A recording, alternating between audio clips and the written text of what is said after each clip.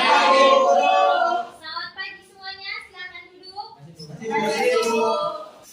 Hari ini kita berjumpa lagi ya, setelah 1 minggu kita tidak berjumpa. Bagaimana kabarnya hari ini?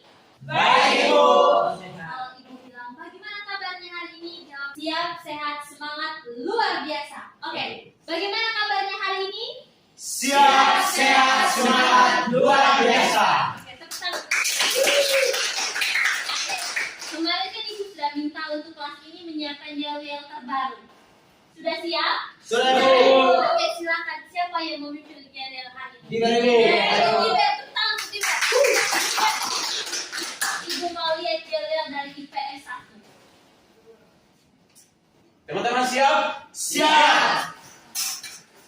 1, 2, 3. Kami anak siapa berjiwa nasionalis.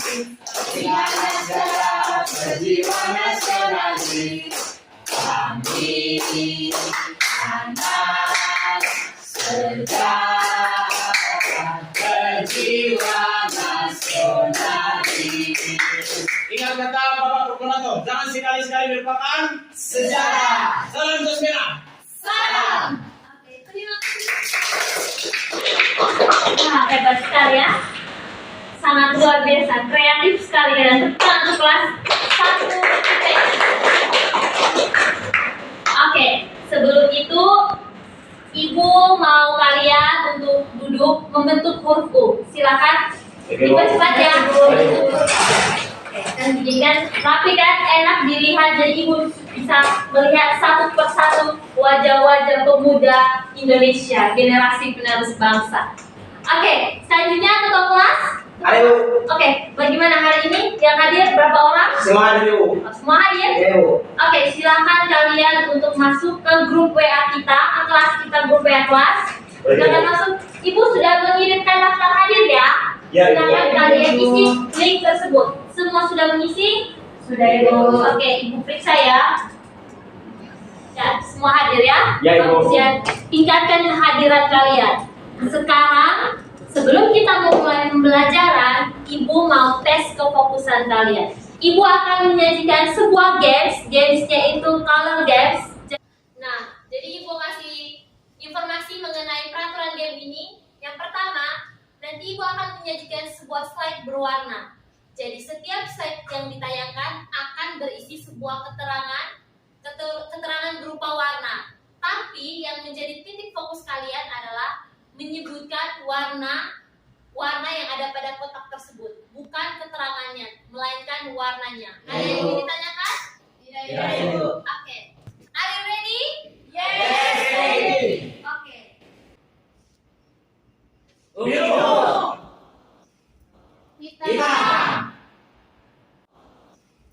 Hitam. Merah. Kuning.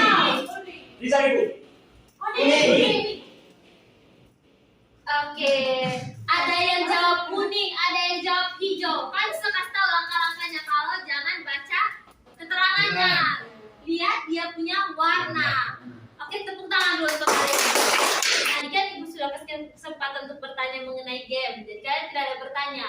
Setelah pengimplementasiannya banyak yang salah. Jadi kalau ada kesempatan untuk bertanya, silakan untuk Bertanya. Seperti itu ya. Fokus itu sangat penting. Apalagi kalau kita sudah kasih kesempatan untuk bertanya. Fokus, kesempatan itu sangat penting dalam setiap kegiatan yang kita lakukan. Karena itu adalah kunci keberhasilan sesuatu yang ingin kita lakukan dan kita capai. Dan sekarang sebelum kita mulai pembelajaran, alangkah baiknya kita menghadirkan Tuhan dalam kegiatan pembelajaran kita hari ini. Satu orang, siapa yang bersedia untuk memimpin doa? Tiba, Ibu. Tiba, silakan. Ya, Ibu. Teman-teman, sebelum kita mulai dengan pembelajaran kita pada hari ini, mari kita sama-sama menghadap Tuhan dalam doa. Berdoa mulai. Berdoa selesai. Oke, terima kasih Dibe sudah memimpin kita dalam doa.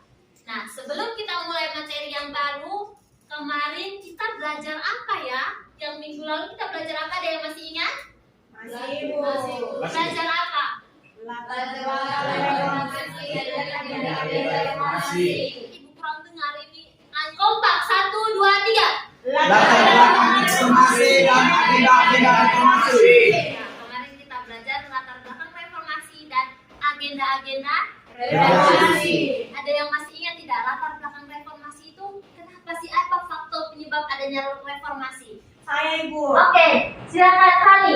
Salah satu faktornya itu pembangunan yang tidak merata karena selama Orde Baru pembangunan itu hanya difokuskan di Pulau Jawa Ibu. Jadi pulau-pulau di luarnya itu kurang merasakan dampak dari pembangunan. Oke, tepuk tangan untuk Hani. Salah satunya pembangunan yang tidak merata.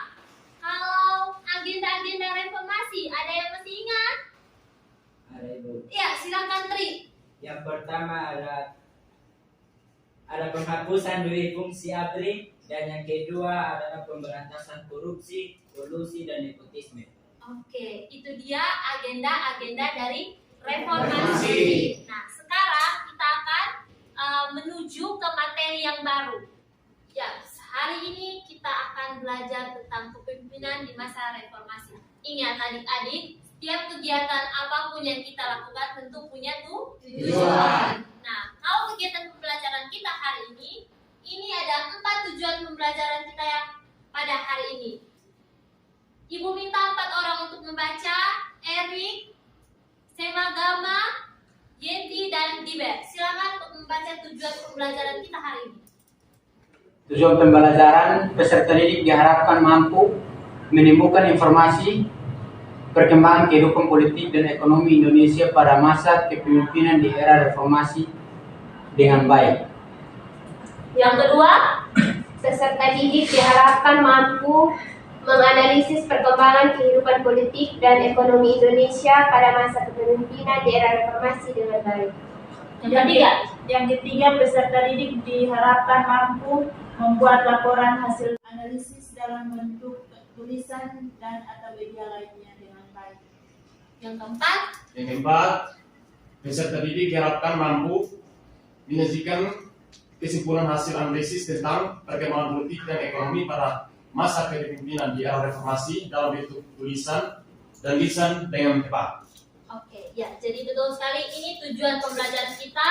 Kita diminta untuk menemukan informasi terkait masa kepemimpinan di era reformasi. Yang kedua, kita menganalisis data tersebut, lalu kita membuat suatu laporan dan kita menyajikan sebuah kesimpulan dari analisis yang kita lakukan. Seperti itu. Oke, selanjutnya. Ya, adik-adik lihat gambar di depan ini siapa sih? Ini tokoh-tokoh apa sih? Ada yang tahu tidak? Saya Bu. Oke, Diber, silakan. Baik, gambar-gambar yang ditampilkan di slide ini adalah pemimpin-pemimpin yang pimpin pada masa era reformasi.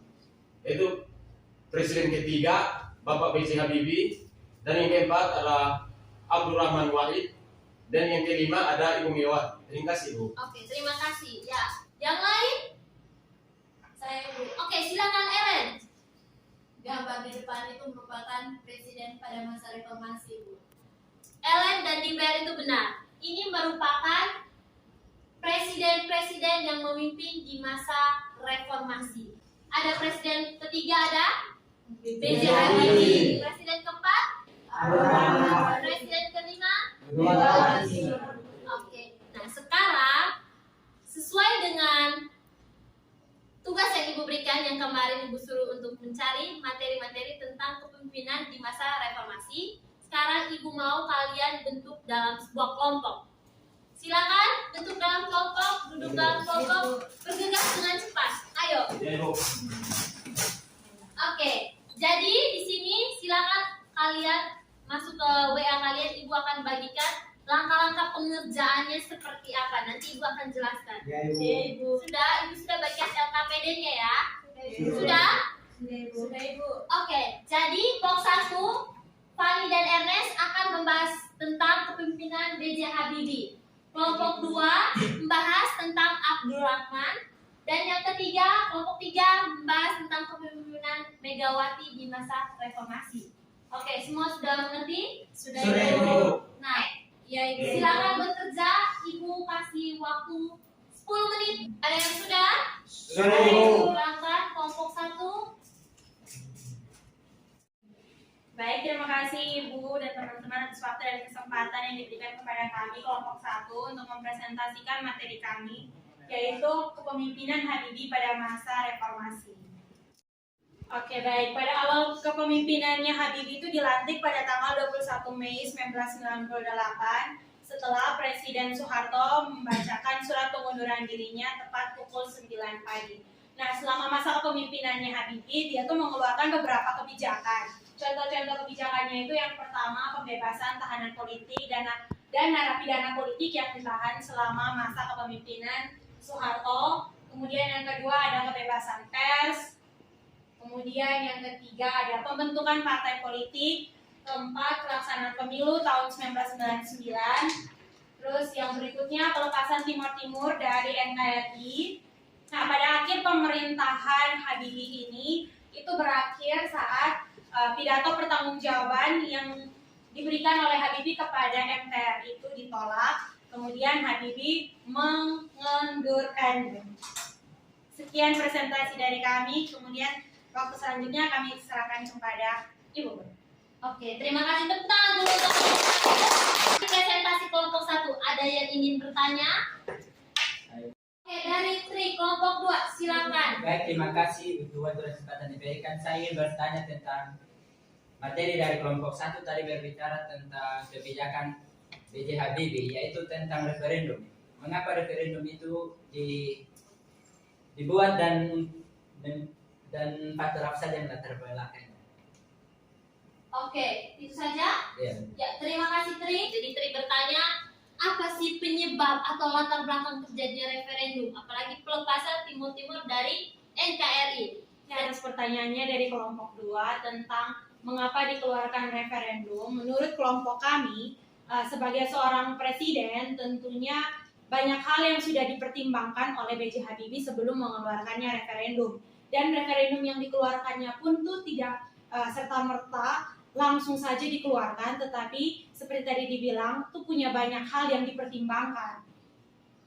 Oke, mungkin ada tanggapan samahan dari kelompok lain atau bagaimana? Oke, silakan, Jibe. Baik, terima kasih Ibu.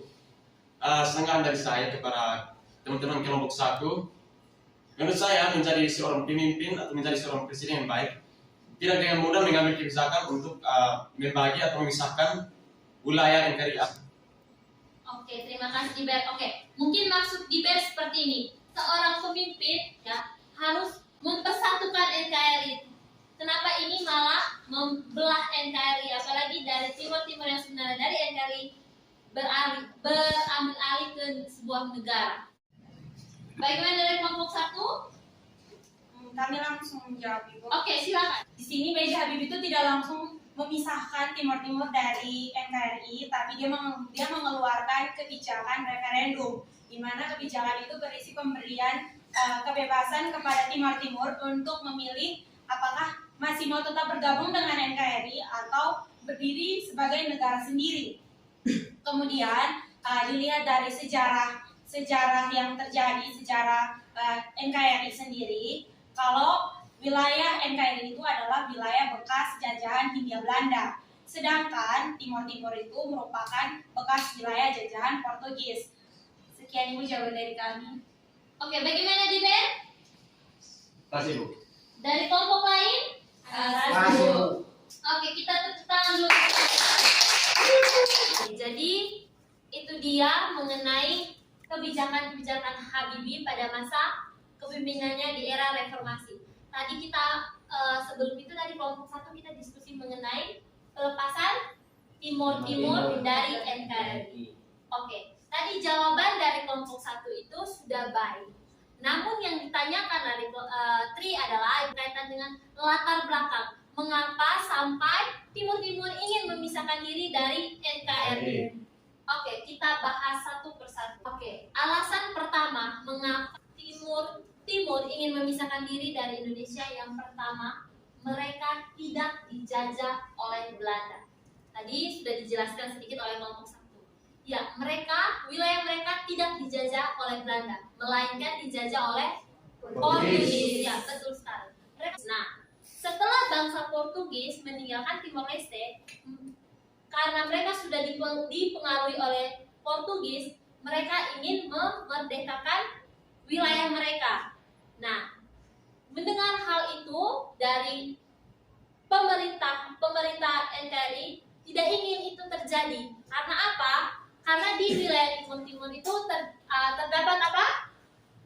Ada kekayaan apa di sana? Minyak. Iya, minyak. Jadi di sana itu ada minyak itu sangat berlimpah ya. Dan pada saat itu juga pembangunannya sangat gila-gilaan. Jadi maka dari itu pemerintah membungkam masyarakat Timur yang ingin merdeka. Nah, dengan cara mereka melakukan operasi Saroja. Jadi operasi Saroja itu dilakukannya dengan sangat-sangat sadis. Kenapa ibu katakan sangat sadis?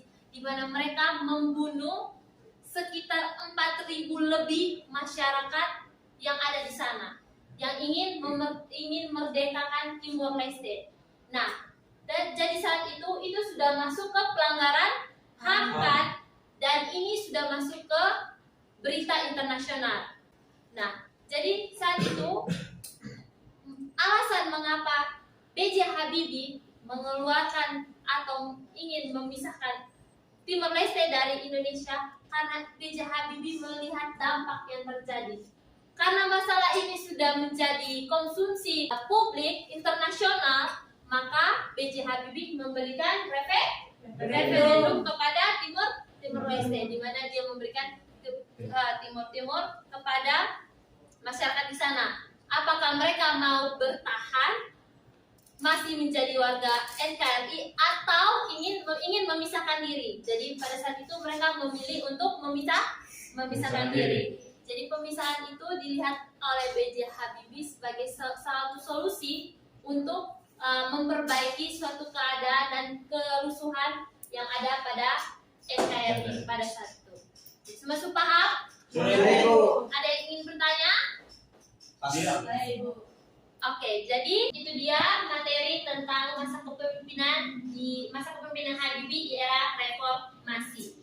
Nah, untuk kalian kita tinggal sedikit. Jadi untuk presentasi hari ini hanya kelompok 1. Minggu depan kita lanjut ke presentasi kelompok 2 dan kelompok 3. Jadi Ibu berterima kasih kepada kelompok 1 sudah berpresentasi dengan baik hari ini, dan partisipasi teman-teman sekalian yang bertanya juga itu sangat luar biasa. Tepuk tangan. Oke, sebelum kita menutup pembelajaran hari ini, Ibu minta kalian untuk memberikan refleksi kalian terhadap kegiatan pembelajaran hari ini. Supaya Ibu bisa evaluasi ya. Silakan, ini Ernest. Ya Ibu, kasih Ibu. Kasih Bu. Ya, diisi refleksi tersebut nanti dikumpulkan di ketua kelas ya. Untuk kasih ke Ibu. Ya Ibu. Supaya Ibu bisa evaluasi untuk pembelajaran berikutnya itu kita harus pakai metode apa dan seperti apa supaya kalian bisa mengerti. Ibu kasih motivasi di awal tadi itu harus apa? Kita harus apa? Fokus dan bertanya. Jadi fokus terhadap kegiatan yang kalian jalankan, dan jika ada kesempatan untuk bertanya, silakan bertanya ya, supaya tidak tersesat di jalan. Oke.